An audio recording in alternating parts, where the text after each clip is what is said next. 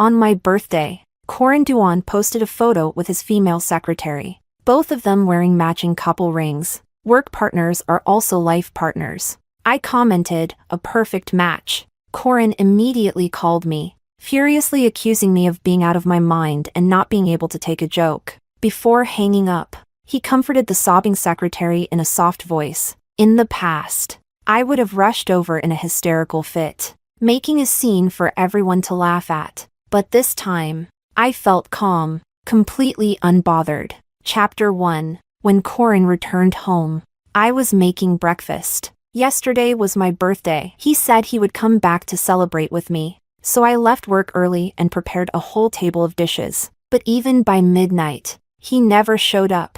If it weren't for that photo, I would have kept waiting foolishly. When I brought the sandwich to the table, he asked, "Where's mine?" I was taken aback. "Didn't you eat?" I thought Christine would have made him breakfast, so I didn't prepare his portion. He glanced at my plate and sneered, "This trash isn't worth eating anyway." In the past, hearing this would have made me very upset, eager to argue. But now, I simply nodded. "Yeah, you don't like it anyway." He stiffened, then tossed a paper bag at me. "I bought you a lipstick. Every time we fought, he would buy me a little something as a peace offering, knowing I couldn't stay mad at him for long, and would eagerly take the opportunity to reconcile." I didn't look up and responded dismissively, "Thanks." Not getting the reaction he wanted, he snorted and walked towards the bathroom, complaining, "What are you wearing? You're too old for pink. Do you think you're Chris's age?" My hand paused. Did he forget that Christine and I were born in the same year? While clearing the table, Corin's phone, left on the table, received a message from Cute Chris. "Corin, thank you for being with me yesterday. I feel much better." I glanced at it, then looked away, but was suddenly yanked back, slamming into the wall with a stifled groan. A furious shout followed. "Hannah, who the hell gave you permission to look at my phone?" I paled, clutching my shoulder. It felt dislocated. After replying to the message, Corin noticed my face, drenched in cold sweat, and frowned. It was just a light bump. No need to overreact. Before I could speak, he impatiently added, Fine. I'm sorry. I'll drive you to work later, okay?" Chapter 2. With my injury, I naturally didn't refuse. As soon as I got in the car, I noticed the little cat charm hanging in front. Corin looked uncomfortable. Chris liked it, insisted on hanging it. I responded blandly, "Oh, it's nice," but his expression turned odd. "Your lucky charm was too tacky, so I took it down." I stared at him blankly. He could change it if he wanted. Why explain it to me? Suddenly, I remembered that the lucky charm was something I got after walking 2 hours up a mountain, and despite his disdain, I hung it in the car. If it were the old me, I probably would have immediately thrown out Christine's stuff. But now, I didn't care about Corin anymore. So what's the point of competing with her? "Let's go. We're going to be late." Corin finally started the car. As soon as we took the high bridge, I realized the route was wrong. "This is the road to Starlight Tower." He clicked his tongue. "Can you not nag while I'm driving?" I calmly said, "My current office is at the Sanyo building." He grew irritated. "Why didn't you say so earlier?" I had told him, but he didn't remember. After exiting the ramp, his phone suddenly rang, a ringtone Christine liked. Pikachu. She said her cat was sick and needed to see a vet. Corin pulled over and told me to get out, since we're already on the wrong route. "You can find your own way to work." With that, he sped off. During the morning rush, I couldn't get a cab and stood in the cold for over an hour, freezing to the bone. I ended up taking the day off and going to the orthopedic hospital. In the evening, Corin came home, checked the kitchen, and asked, "Where's the late-night snack?" Chapter 3. Before coming home, he sent me a message. After all these years together, whenever he came home late, I would always prepare a late-night snack for him without needing to be reminded.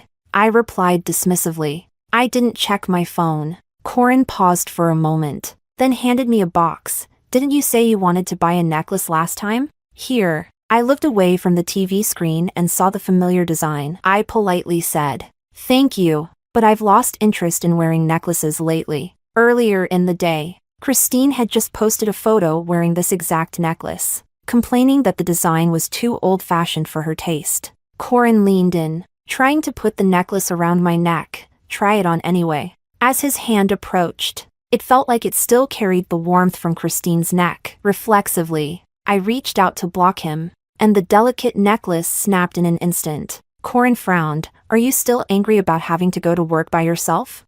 I'm not angry. Corin sneered. Don't pretend you're not angry. Hannah, I know you too well. You've always been petty. Unlike Chris, who's so magnanimous. I grew up reading people's expressions. Sensitive by nature. Every time we argued, Corin would mock me for being petty. When I broke down crying hysterically, he would calmly watch from the sidelines, amused. But this time, he was going to be disappointed. I simply turned my gaze away indifferently. You're right. After watching TV for a while longer, I got up to gather my things and head out. Corin taunted. What? Running away from home again? I calmly looked back at him. I'm going to work overtime. His expression froze awkwardly, as if he had more to say, but I had already opened the door. I spent the night playing a murder mystery game with my best friend Betty. Corin called, but I didn't pick up. Betty was shocked. You're not answering your husband's call? Everyone knew I loved Corin with all my heart. I would always answer his calls and texts immediately. But tonight, I didn't feel like it at all. Instead, I dragged Betty to a bar. When I got home, the sun was just starting to rise. I went straight to the guest room to wash up. I had just fallen asleep when a loud bang woke me up. Chapter 4. You still know how to come back. Ignoring Corin's sarcastic tone, I turned over and continued to sleep. In the past, I would always cater to him if he wanted to talk, and stay away when he was annoyed. I was always the one wagging my tail and begging for attention. Now that I didn't respond, Corin stood there for a moment, then suddenly slammed the door hard and stormed out, without anyone bothering me. I slept soundly. When I woke up, I found the house empty, and I felt extremely at ease. I leisurely made lunch for one, enjoyed it, and then went to meet the divorce lawyer that Betty had recommended. As soon as I arrived at the law firm, I saw a video posted by Corin's good friend Pablo. It was from his birthday party. In the middle of the video, Corin appeared with Christine sitting on his lap. Before the video could finish playing, it was deleted, and Corin immediately called. Honey, don't get the wrong idea. Chris just lost her balance and I helped her out. I replied, confused. I didn't get the wrong idea. Then don't be mad. On Pablo's birthday, you were working, so I was even more puzzled. Why would I be mad?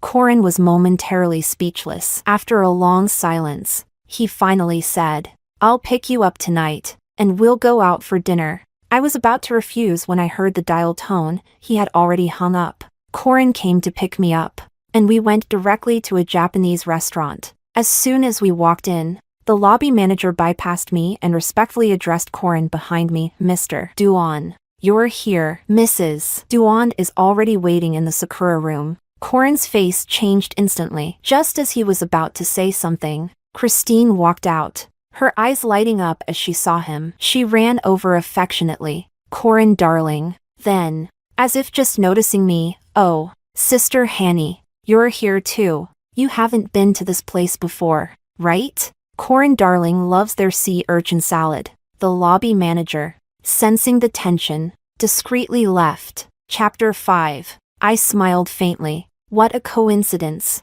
Corin's expression changed slightly as he walked over to grab my hand, but I turned away. Let's go. I'm hungry. Throughout the meal, Corin was distracted, frequently glancing at me, offering dishes, and making introductions. I occasionally responded with a few perfunctory words, but eventually, I sighed. Just focus on eating. Midway through the meal, the restaurant owner came over to chat, and I realized that this place was owned by Marco, one of Corin's friends. Marco apologized to me, saying that the waiter was inexperienced and had mistaken someone. I knew this was his way of explaining for Corin. His friends were very loyal, always covering for him. I smiled slightly. It's not a big deal. I appreciate you coming all the way here. Seeing that I didn't make a scene, Marco seemed a bit surprised. After a few more casual words, he left. After finishing the meal, I went to the restroom, and when I returned,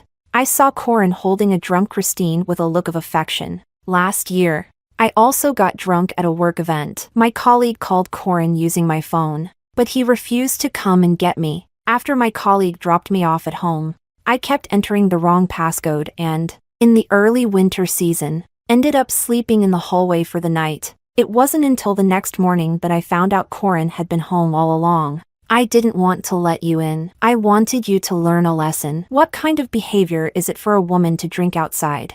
Thinking of this, I went back to the private room, grabbed my bag, and left. As soon as I got home, Corin's call came through. Hannah, are you crazy? You left without saying a word? Do you know how long I waited for you? I calmly replied, Corin, let's get a divorce. This was the second time I had suggested divorce. The first time was on our wedding anniversary last year. Corin had taken Christine to the aquarium. We had a huge argument, and he pushed me so hard that I miscarried. I thought I could use divorce to threaten him, but to my surprise, he readily agreed. So, I cried my heart out, begging him to forgive my rash words. But this time, I truly wanted out. Chapter 6. Corin froze. After a moment, he suddenly let out a cold laugh. You're pulling this trick again? Fine. I'll be right back. Let's see what other stunts you can pull. Half an hour later, he finally arrived home. I handed him the divorce papers I had prepared, but Corin recoiled sharply, letting the papers fall to the floor. Heh, you're really going all out with this act. He gave me a long, deep look. This game is getting old. This time, it's real. But he sneered disdainfully. Hannah, I know you too well. If you're going to play hard to get, at least use your brain. Do you even have one? With that, he turned and walked away. For the next few days, he didn't come home, and I was perfectly content with that. Then one day, Marco called, frantic, saying Corin had been in a car accident and I needed to go to the hospital. I calmly said, I'm at work. I can't go. If he really needs someone to take care of him, ask Christine. After all, he doesn't want to see me anyway. He'd probably be happier with Christine there. But when I got off work, I found the person who was supposed to be in the hospital sitting at home, completely unharmed, though his expression was sour. When he saw me come in, he washed some fruit and brought it over to me. Every day after that, with a sour face, he made me breakfast and drove me to and from work. I couldn't stand it anymore. If you really don't enjoy eating with me, don't force yourself. You're ruining my appetite too. He froze for a moment, his face darkening even more, and said stiffly, I'm not forcing myself. Then he lowered his head to refresh his social media, probably waiting for me to post something about how he's being nice to me, like I used to.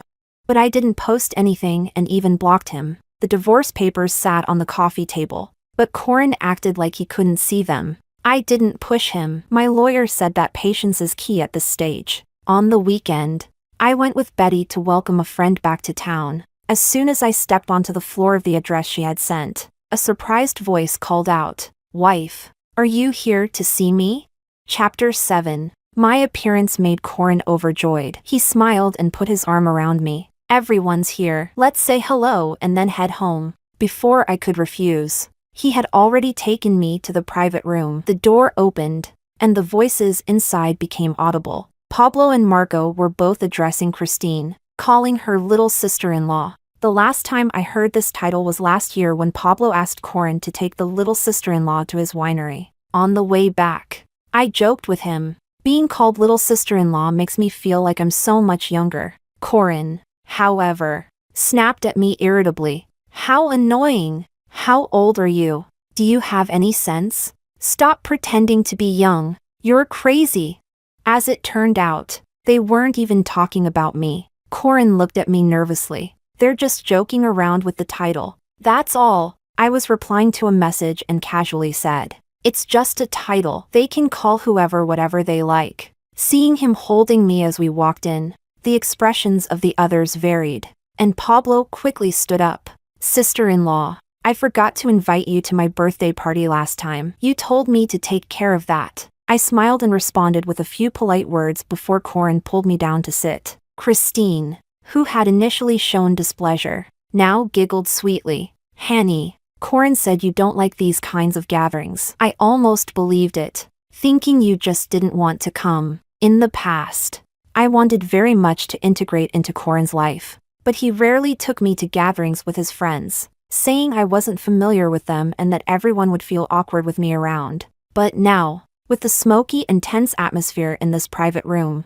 I really didn't want to be here. The others started egging us on to drink a traditional toasting drink together, and Christine eagerly handed me a glass. As she wished, I noticed the watch and ring she was wearing. The designs were all too familiar because Corin had them too. Betty sent me a message, I'm here. My eyes lit up, and I stood up, pulling Christine's hand amidst the surprised stares. I sat Christine down beside Corin, ignoring his panicked look, handed them both a glass of wine, and intertwined their hands, with a smile full of satisfaction. Like an elder witnessing a wedding, I said, you two drink the toasting wine and be together forever, living a good life. Seeing that they didn't move, I quickly explained, don't worry, I won't break you up. I also wish for lovers to end up together. The room fell silent. Everyone stared at the three of us in shock, and I urged them, come on, drink. With that,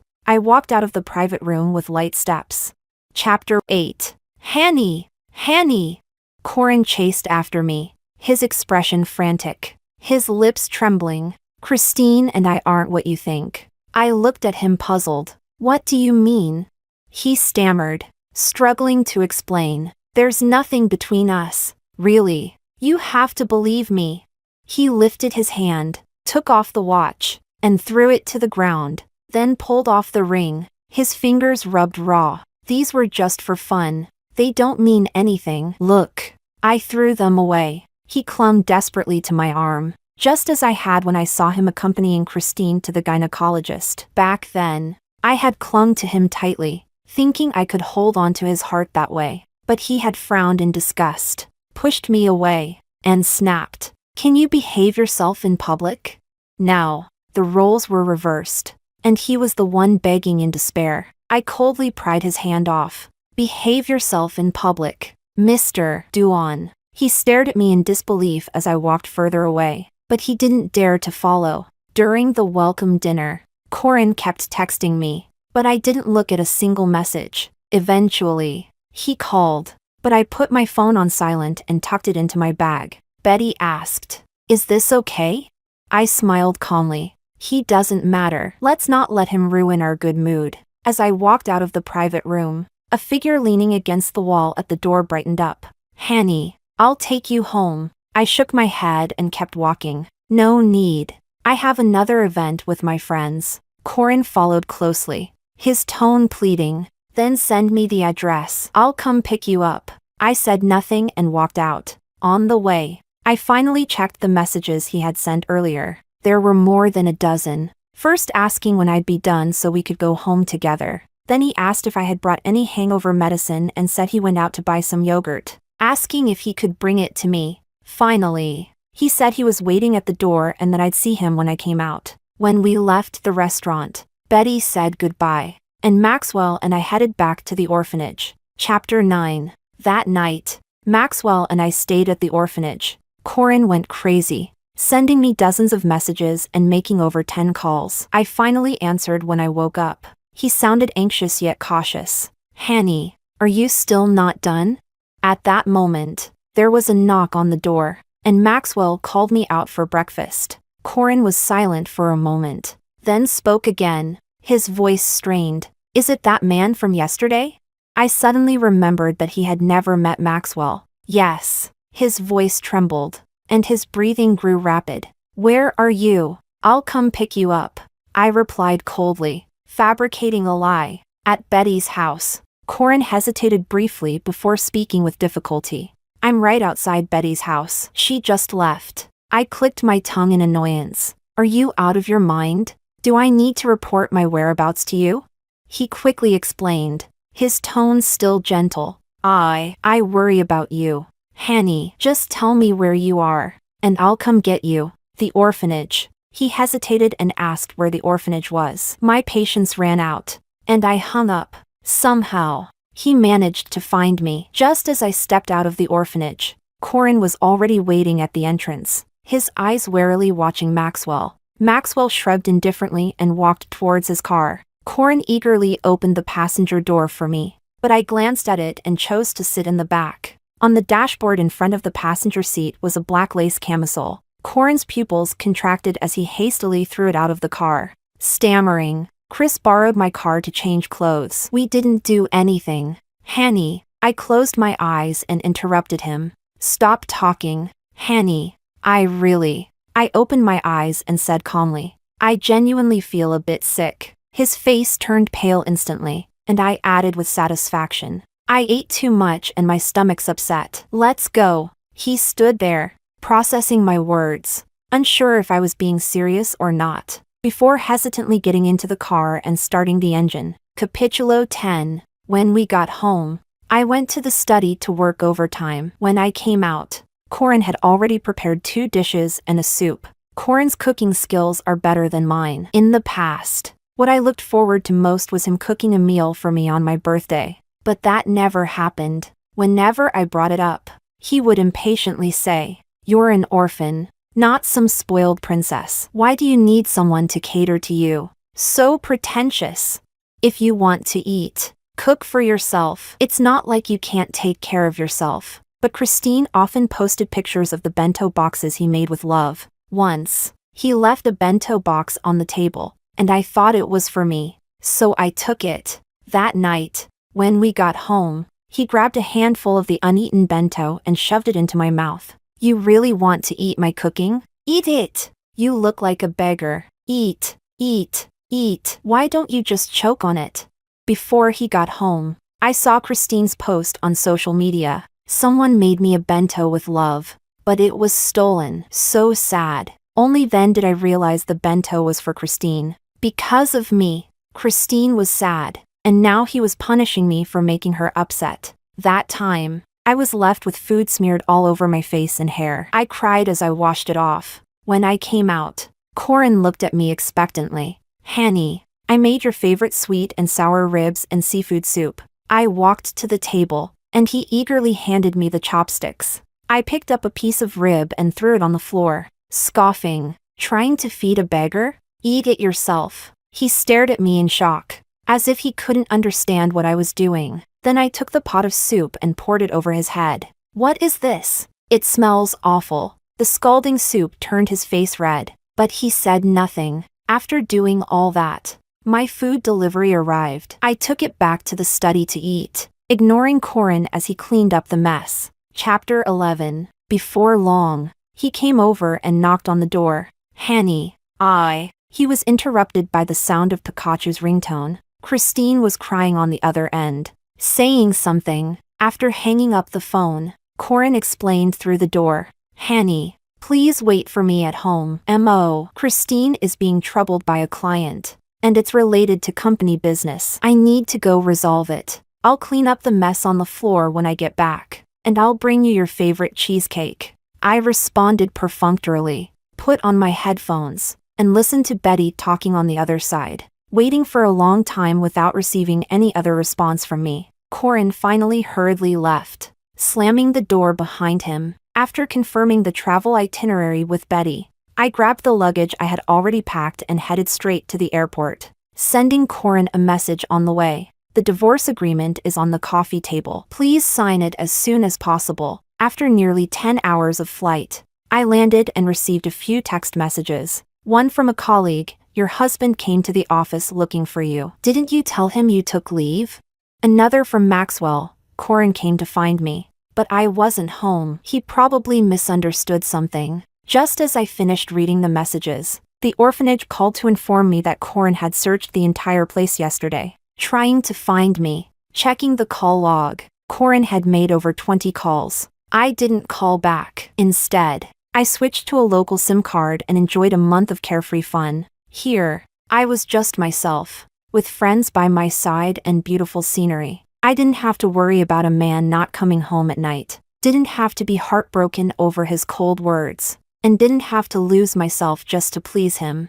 I experienced an unprecedented sense of ease and happiness. Chapter 12. A month later, I returned home, and the divorce agreement was still lying untouched on the coffee table. I unpacked my luggage, deleted Corin's fingerprint from the door lock, and changed the password. Even before returning, my application for further studies had been approved, and I was scheduled to leave for the UK in 3 months. Betty and Maxwell booked a restaurant to celebrate with me, but as soon as I arrived at the restaurant parking lot, I ran into Corin and Christine, who were also there for dinner. When I got home, I checked Corin's activities over the past month. After failing to find me, his social media became quite lively. One day, he posted a picture of the tie I bought for him, saying it could tie a man's heart. The next day, he posted a photo of us from when we were dating, reminiscing about the promises we made. The day after, he shared a picture of a dish he cooked,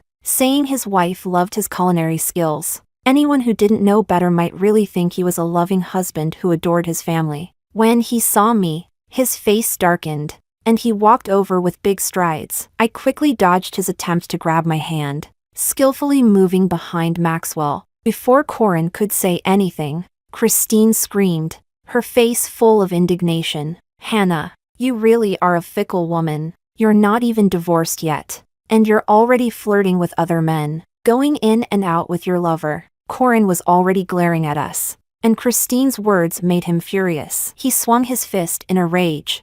"How dare you flirt with my wife, you bastard!" There was no way I would let him hit my friend, so I quickly swung my bag at him. It landed heavily on his face, and he looked at me in disbelief. I coldly said, "Get lost." Corin's eyes instantly turned red, his face full of grievance and accusation. "Wife, are you hitting me for another man?" I sneered. "Yes. Is there a problem?" He stood there in a daze, clearly unable to understand why the woman who once cared for him the most, who loved him more than herself, was now humiliating him for someone else. Chapter 13. Christine walked over, linking her arm with Corin's, casting a triumphant glance at me. She then softly said to Corin, "Corin, let's go. She doesn't appreciate you." "But Corin suddenly shoved her away forcefully, his eyes still locked onto me. "Wife, I know I made mistakes before. Please forgive me and come back home, okay? I'll cook for you every day, whatever you like. I'll make it for you." I couldn't help but let out a sarcastic laugh. In the past, if he had begged me so humbly, my heart would have ached for him, and I would have been eager to forgive him right away. But now, where does he get this confidence from? Does he really think that with just a beckon of his finger, I would come running back like a dog? "Corin, if you don't want me to take legal action, sign the divorce papers quickly. I'm sure you wouldn't want such a small matter to affect your image." With that, I took Maxwell and Betty into the restaurant. Corin walked in with a grim face, and Christine hurried to follow him but didn't dare to hold his hand again. They entered the private room next to ours, but the partition didn't block sound. Just as Betty raised her glass to wish me success in my studies, the sound of a glass shattering came from next door. Before I could say anything, I heard Corin yell, "Get out! Don't touch me!" The waiter went in to check, but no one responded. Shortly after, the sound of hurried footsteps gradually faded away. Not even 10 minutes later, everything went completely silent next door. That night, Corin couldn't get in, and he pounded on the door furiously, shouting without any regard for his image. I called security and the police, and only then did things quiet down outside. However, the divorce papers still weren't sent to me, so I had my lawyer file a lawsuit. Chapter 14. 3 months later, I went to the UK to attend a training course at the company's headquarters. A week later, I saw Corin downstairs at my residence, looking exhausted. It was drizzling, but he didn't have an umbrella, standing there as the rain soaked his hair and clothes. Some colleagues felt sorry for him and asked me what to do. I calmly told them not to interfere, and that whoever decided to help would have to take responsibility for him. I wanted no part of it. So, for the next week, everyone in the building saw Corin standing in the rain day after day until his face turned bright red, and he collapsed on the ground. The team leader, unable to bear it any longer, finally sent him to the hospital. When he tried to pay for Corin's medical expenses, I stopped him in time and called Corin's parents. That wealthy couple arrived in the UK quickly, and when they saw me, their expressions were very unpleasant. They never liked me anyway. If it weren't for Corin insisting on marrying me, how could an orphan with no background and average qualifications ever marry into such a rich family? Corin and I didn't have a wedding. Besides a few of his friends and immediate family, no one knew we were married. It wasn't that I hadn't protested, but Corin held me close and explained, "My parents can't accept it right now. If we hold a wedding, they'll get angry, and that will only make their impression of you worse." I was completely focused on him and thought he was considering my feelings. But no ring either? Corin paused, then reassured me, "When my parents accept it and we have the wedding, I'll personally put the ring on your finger. Won't that be even better? If I just buy you any ring now, I'd feel like I'm wronging you." I believed him without hesitation. It wasn't until he and Christine wore matching rings that I realized how foolish I had been. Chapter 15. Mrs. Duan walked over and took my hand. "Hanny, I know you've been wrong these past few years. Now that Corin has changed for the better, please forgive him." Her eyes still held traces of disdain and dissatisfaction. Yet she humbled herself to persuade me, only to temporarily placate me and prevent me from hurting their precious son. I let out a soft laugh and pretended to agree. Only then did Mr. and Mrs. Duan leave the hospital. Satisfied, I entered the hospital room alone. Corin was already awake, gazing at me with eager eyes. "When you're well enough, go back home. Don't cause me any more trouble here." I turned to leave, but behind me, I heard a thud as Corin fell off the bed. "Hanny!" His eyes were red, his face pale, and his voice was filled with pleading. "Hanny, I know I've made mistakes. Can you forgive me?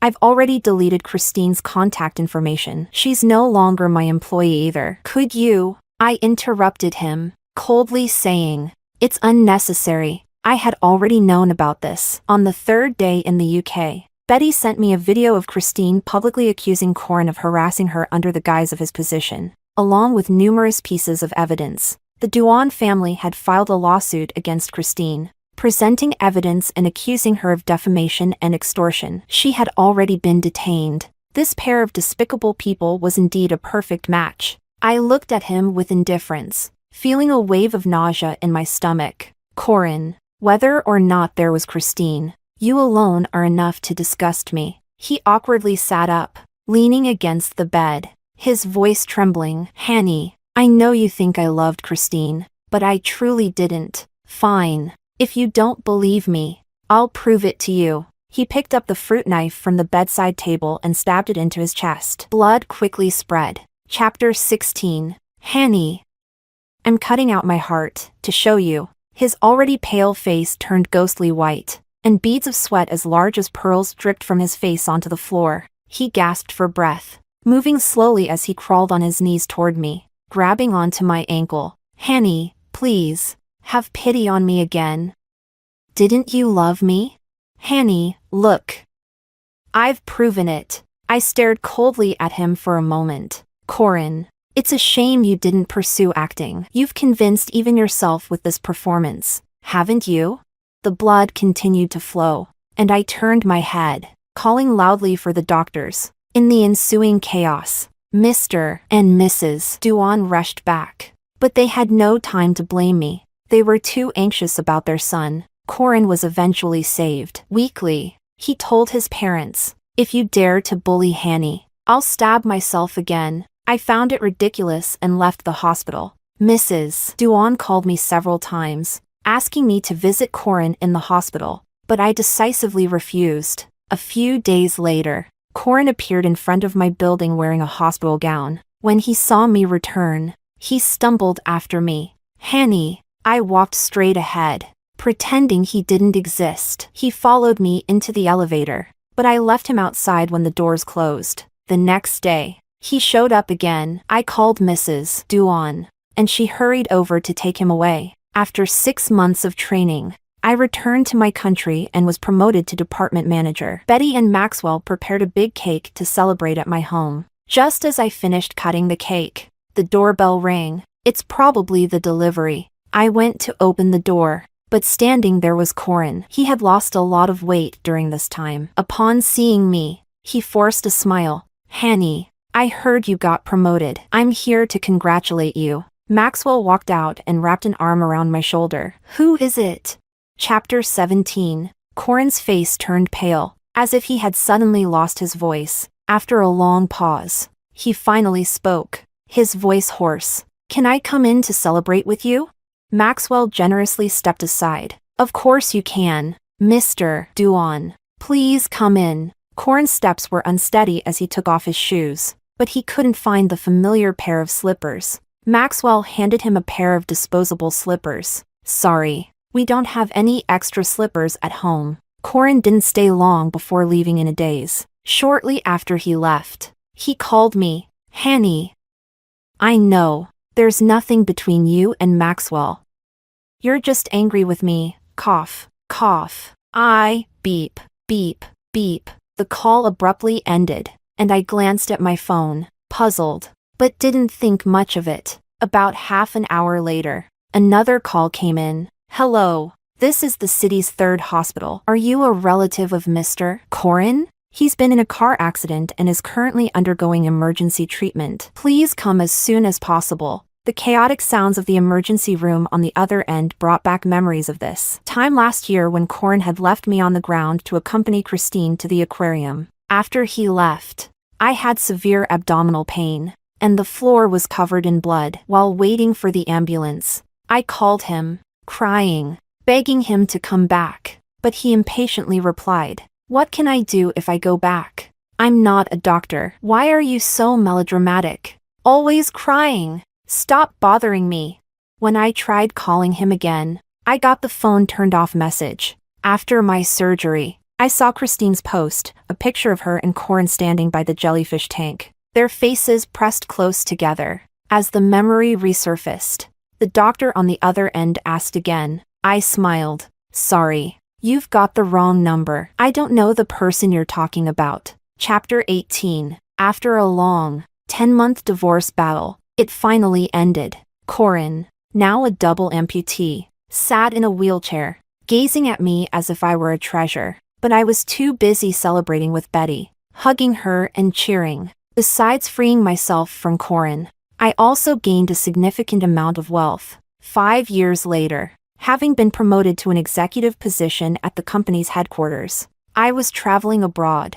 Betty called. "Hanny, Corin committed suicide this morning." I opened the news page and saw the Duan Group's obituary. After enduring long-term depression and physical pain, he passed away. On social media, a trending video showed Christine, just released from prison, live streaming while gloating. "The bastard finally died. Ha ha ha ha." Her laughter was abruptly cut off as she was hit and thrown across the street, with her phone crashing to the ground. I turned off my phone and looked at the Skogafoss waterfall in front of me, feeling an immense sense of peace. These people no longer had anything to do with me.